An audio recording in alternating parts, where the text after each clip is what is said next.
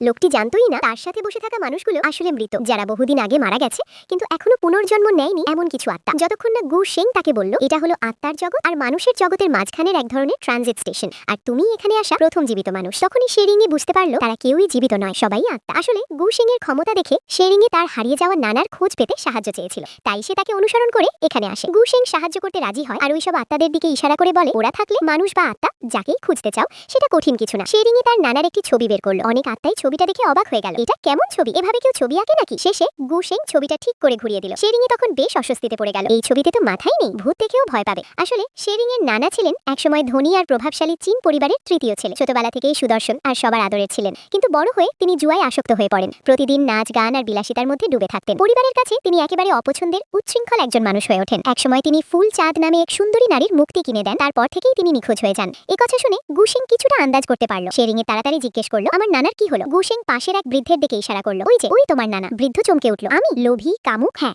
একদম মিলে যাচ্ছে। বৃদ্ধ বারবার অস্বীকার করলো, সে নিজেকে খুব ভদ্র মানুষ বলেই দাবি করলো, তবে মনে মনে ভাবলো ছোটবেলার সুদর্শন বর্ণনাটা কিন্তু তার সাথে মিলছে। জানা গেল ওই বৃদ্ধ 15 বছর আগে মাথায় আঘাত পেয়ে মারা যায়, আর মৃত্যুর পর তার সব স্মৃতি হারিয়ে যায়। সে মারা গিয়েছিল ঠিক ওই ফুলচাঁদের বাড়িতেই। তার পরিচয় নিশ্চিত করতে তারা তাকে নিয়ে লিয়াংয়াং শহরে গেল। দেখা গেল জায়গাটা তার কাছে খুব পরিচিত। তারা তাকে অনুসরণ করে আবার সেই ফুলচাঁদের বাড়িতে পৌঁছলো। শেরিংই আবার অস্বস্তিতে পড়ে গেল। বোঝা গেল তার নানার সবচেয়ে বেশি টান এখনো এই জায়গার প্রতি।